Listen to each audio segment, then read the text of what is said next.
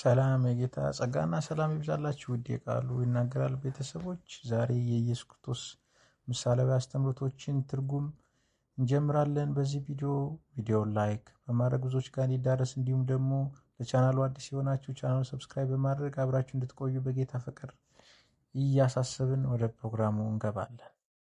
የኢየሱስ ክርስቶስ ምሳሌያዊ አስተምህሮች ክፍል 1 ባለ መድኃኒቱ ሉቃስ ምዕራፍ 4 ቁጥር 23። መነሻው ኢየሱስ በኢየሩሳሌም አድካሚ አገልግሎት ካበረከተ በኋላ ወደ ናዝሬት ተመለሰ። ከዚያም በየሰንበቱ እንደሚያደርገው ልማዱ በአካባቢው ወደሚገኘው ምኩራብ ሄደ። በዚህ ጊዜ ለአንድ ጎብኚ መምህር የሚደረገው አክብሮት አቀባበል ተደረገለትና ከእግዚአብሔር ቃል እንዲያነብ ተጋበዘ። እንዲያነብ የተመረጠለት ክፍል ስለ መሲሁ የሚናገረው የኢሳይያስ ምዕራፍ 61 ከቁጥር 1 እስከ 2 ውስጥ የሚገኘው ቃል ነበረ። ቃሉን ካነበበ በኋላ ወደ ስፍራው በመመለስ ፋንታ እንደ መምህርነቱ ያነበበውን ቃል ለመተርጎም ቁጭ አለና ዛሬ ይህ መጽሐፍ በጆሮአችሁ ተፈጸመ ሉቃስ ምዕራፍ 4 ቁጥር 21 በማለት መሲሐዊ ትንቢት ያን ዕለት መፈጸሙን ገለጠ። ችግሩ በምኩራብ የነበሩት ተደነቁ። እንደ ናዝሬት ባለ የጎላ ስም በሌለው ስፍራ መሲህ ራሱ ለእስራኤል ይገልጣል ብለው አልጠረጠሩም ነበረ። ኢየሱስ የዮሴፍ ልጅ እንደሆነ ብቻ የቆጥሩት ስለነበረ ገለጣውን ተጠራጠሩ። የጠራቢ ልጅ የእስራኤል መሲህ ይሆናል ብለውም አላሰቡም። ከዚህ በኋላ የኢየሱስ ገለጣ የእርሱን ማንነት አስመልክቶ በምኩራብ በተገኙት መካከል ጥያቄ አስነሳ። ይህን የሚናገረው እሱ ማን ቢሆን ነው ተባባሉ። ኢየሱስ መሲህ ነኝ ሲል ለሰጠው መግለጫ ማስረጃ ፈለጉ። መፍትሄው ክርስቶስ በአድማጮች አእምሮ ያለውን ያልተገለጠ ሁከትና ጥርጣሬ በመረዳት አንተ ሐኪም እስቲ ራስህን አድን የሚለውን ምሳሌ እንደምትጠቅሱብኝ እርግጠኛ ነኝ። ሉቃስ 4:23 ሐኪም በሽተኛን ይፈውሳል እንጂ ጤነኞችን አያገለግልም። ምሳሌያዊ አነጋገሩ በሽተኛን እፈውሳለሁ የሚል የራሱንም ሕመም ማዳን ያለበት መሆኑን ያስገነዝባል።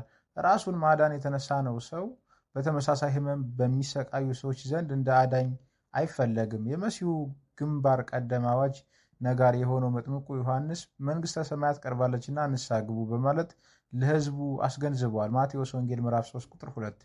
ክርስቶስም በአገልግሎት ወቅቱ ይህንኑ መልእክት አስተላልፏል። ማቴዎስ ወንጌል ምዕራፍ 4 ቁጥር 17። ዮሐንስ የእልፍ እፉኝት ልጆች በማለት በሕዝቡ ላይ ፍርድ አስተላልፏል። ሉቃስ ወንጌል ምዕራፍ 3 ቁጥር 7።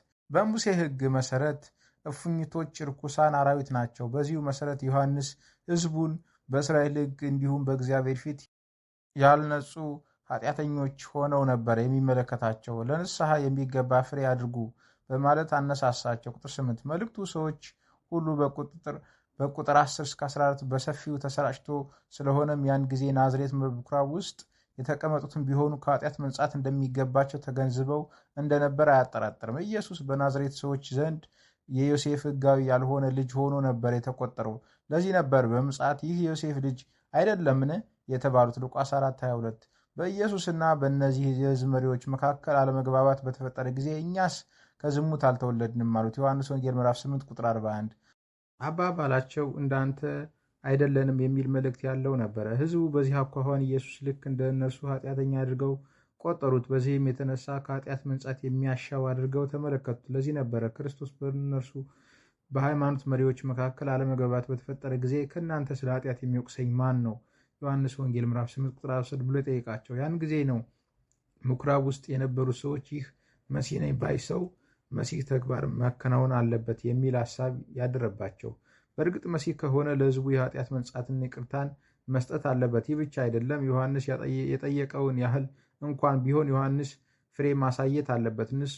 ንጹሕ መሆን ማረጋገጥ ከቻለ ሕዝቡ መልእክቱን ለመቀበልና በኃጢአት ይቅርታ ወደ እነርሱ የመመለስ ዋስትና እንዳላቸው ይሰማቸዋል። ሕዝቡ ክርስቶስ ቀደም ሲል በቅፍርናሆም ያደረጋቸውን ታምራት ለመመልከት በመሻት ታምራት በማድረግ መሲህነቱን እንዲያረጋግጥላቸው ጠይቁት ነበር። ክርስቶስ ግን ታምራት ማድረጉን እምቢ በማለት በእርሱነቱ ብቻ እንዲያምኑ ጠየቃቸው። እነዚህ ሰዎች የእግዚአብሔር ነቢያት የተላኩላቸው የመበለቲቱ የሰራብታን የንዕማንን አይነት እምነት አስፈለጋቸው። ሉቃስ ወንጌል ምዕራፍ 4 ቁጥር 26-27 የኢየሱስ መሲህነት ያለ ምልክት ማመን አልሆነላቸውም። በዚህም የተነሳ ወደ ገደል ወርውረው ሊገድሉት ፈለጉ። ክርስቶስ በዚህ ምሳሌ አማካይነት ሕዝቡ ከኃጢአት መንጻት እንደሚያሻቸው መረዳታቸውን መንጻት የሚገኘው በመሲሁ በኩል እንደሆነ መገንዘባቸውንና መሲህ ነኝ የሚል መግለጫውን ግን መጠራጠራቸውን ተረዳ። ከተሰበሰቡ ሕዝብ ሲለይም እነዚህ ሰዎች እንዳደረጉት ሁሉ አንድ ቀን ሕዝቡ በአጠቃላይ አንቀበልም የሚሉት መሆኑን በቅድሚያ ተረድቶ ነበረ። የክርስቶስ ምሳሌያዊ አስተምህሮቶች ክፍል 2 እራፊው ልብስና ያረጀው አቁማዳ ማቴዎስ ወንጌል ምዕራፍ 9 ቁጥር 16-17፣ ማርቆስ 2 ከቁጥር 21-22፣ ሉቃስ 5 ከቁጥር 36-39። መነሻው ጾም በእስራኤል በሰፊው የተለመደ ስርዓት ነበረ። ከጸሎት ጋር ተጣምሮ ለእግዚአብሔር ያለን ፍቅርና በእርሱ የመተማመንን መግለጫ ምልክት ሆኗል። በፈሪሳውያን ዘንድ ግን የጿሚውን ቅድስና እንዲያመለክት ተደርጎ ወደ ውጫዊ ስርዓትነት ዝቅ ተደርጎ ነበረ። ጾም በዮሐንስና በደቀ መዛሙርቱ ዘንድ ተግባር ላይ የዋለ ቢሆንም ድርጊቱ ፈሪሳውያን የሚፈጽሙት አኳኋን አልነበረም። ጾም ለዮሐንስ ተከታዮች የመሲሁ መምጫ መቃረቡን በማመልከት ዮሐንስ የገለጠውን ቃል የማመናቸው ምልክት ሲሆን ከዚሁ ጋር ተያይዞም ከኃጢአት መንጻት ያላቸውን ፍላጎት የሚያመለክት ንስሐ ነበር። ችግሩ ፈሪሳውያን ክርስቶስና ደቀ መዛሙርቱ የእነሱን ደንብና ስርዓት ማክበራቸውን ለማረጋገጥ ይከታተሏቸው ነበረ። በዚሁ መሰረት ክርስቶስም ሆነ ደቀ መዛሙርቱ እንደማይጾሙ አረጋገጡ። በኢየሱስና በመጥምቁ ዮሐንስ መካከል ያለውን ግንኙነት ተገንዝበው ነበርና ዮሐንስ ሲጾም እርሱም ሆነ ደቀ መዛሙርቱ የማይጾሙበት ምክንያት ለመረዳት ክርስቶስን አጥብቀው ጠየቁት። መፍትሄው ክርስቶስ ይህን ጥያቄ ለመመለስ በሰርግ ድግስ ምሳሌ ተጠቀመ። የሙሽራው ሙሽራይቱን ከተረከበ በኋላ የደስታው ተካፋዮች ለመሆን ለሰርጉ ወደ ታደሙ ተዘጋጆች ይዟት መጣ። ግብዣው የደስታና የፈንጠዝያ ነበረ። ክርስቶስ ራሱን እንደ ሙሽራ የጊዜውን ትውልድ ደግሞ ወደ ሰርጉ ግብዣ እንደተጠሩ ታዳሚዎች አድርጎ ነው ያቀረበው። የሙሽራው ጥሪ የተቀበሉት ከእርሱ ጋር ለመደሰት ወደ ግብዣው ስፍራ ይመጣሉ። በዚህ አኳኋን ነበር ክርስቶስ መንግስቱን ለእስራኤል በመስጠት ደስታውን ይካፈሉ ዘንድ ሕዝቡን የሚጠራ መሆኑን የገለጠው። ስለዚህ ያን ጊዜ ሐዘን አይኖርም። እነዚህ በበኩላቸው ሁለት የማይናቁ ጥያቄዎችን አስነሱ። መንግስቱን ለሕዝቡ በሚያስተዋውቅበት ጊዜ በዮሐንስና በኢየሱስ መግለጫ መካከል ያለው ግንኙነት ምን ነበር? በፈሪሳውያን የማስመሰል ዘዴስ የቀረበላቸው ምን ነበረ? ምሳሌው የሚጀምረው በአሮጌ ባለቀ ጥቅም የለሽ በሆነ ልብስ ነው።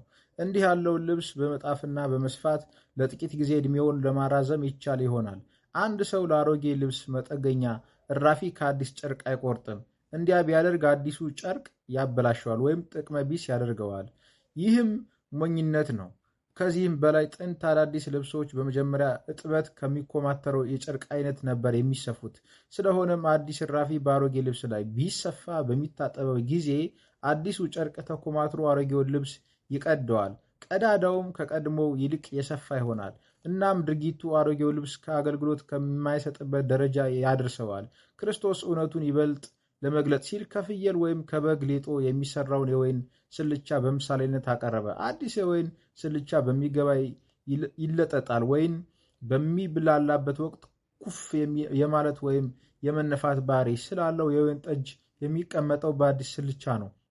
ይህን የሚያደርገው ወይኑ ወደ ወይን ጠጅነት በሚለወጥበትና በሚብላላበት ወቅት አዲሱ ስልቻ የመለጠጥ ብቃት ስለሚኖረው ነበር። ይህ ብቃቱ ረጅም ዕድሜን ስለሚሰጠው ስልቻው በተደጋጋሚ ጥቅም ላይ ይውላል። ሲያረጅ ግን የመለጠጥ ብቃቱ ያጣል። የወይን ጠጅ በአሮጌና የመለጠጥ ብቃት በሌለው ስልቻ ቢከተት የወይኑ መብላላት ስልቻውን ይተረትረዋል። በዚህ አኳኋን ወይኑ ብቻ ሳይሆን ስልቻውም ከጥቅም ውጭ ይሆናል። ቢሆንም አሮጌ ስልቻዎች ለውሃ መያዣነት ያገለግላሉ እንጂ ወደ ውጭ አይጣሉም ነበረ። ክርስቶስ በእነዚህ ሁለት ምሳሌዎች የሚያሳየው ፈሪሳውያን የቆሙለት አሮጌ ስርዓት ጥቅም የለሽና ጊዜ ያለፈበት መሆኑን ነበር። ስርዓቱ ማገልገሉን ይቀጥል ዘንድ እራፊ ሊጣፍለት የሚችል አልነበረም። ክርስቶስ የመጣው ፈሪሳዊነትን ለማሻሻል ሳይሆን በሕዝቡ ሕይወት ውስጥ ፍጹም አዲስ የሆነ ትምህርት ወይም ግንዛቤ ለማሳደር ነው። አዲሱን ትምህርት በአሮጌው ስርዓት ላይ ለመጫን የሚደረግ ማንኛውም ሙከራ አሮጌው ብቻ ሳይሆን አዲሱንም ያጠፈዋል። በዚህ አኳኋን ነበረ ክርስቶስ በእርሱና በፈሪሳውያን ትምህርት መካከል እንደ ውቅያኖስ የሰፋ ልዩነት ያለ የነበረው። ቀደም ሲል ለአድማጮች እላችኋለሁና ጽድቃችሁ ከጻፎችና ከፈሪሳውያን ጽድቅ ካልበለጠ ወደ መንግሥተ ሰማያት ከቶ አትገቡም ማቴዎስ ወንጌል ምዕራፍ 5 ቁጥር 20 ባለ ጊዜ ነበር ልዩነቱን ያረጋገጠው። ፈሪሳውያን ስለ መንግስቱ ስጦታ አብሮት ስላለው አዲስ ትምህርት የሚሰጡት አጻፍ ቀድሞን በመረዳት እንዲህ ብለዋል። አሮጌ የወይን ጠጅ ሲጠጣ አዲሱን የሚሻ ማንም የለም፣ አሮጌው ይጣፍጣል ይላልና ሉቃስ 5 ቁጥር 39። ፈሪሳውያን በስርዓታቸው የርኩ ስለሆኑ ለውጥ አይፈልጉም ነበር። እነዚህ ምሳሌዎች በክርስቶስና በፈሪሳውያን ትምህርት መካከል ያሉ የማይታረቁ ቅራኔዎች ገሃድ አወጧቸው። ይቀጥላል። ቪዲዮውን ላይክ እንዲሁ ደግሞ ቻናሉን ሰብስክራይብ በማድረግ ቤተሰብ ይሁኑ። የጌታ ጸጋ ከእያንዳንዳችሁ ጋር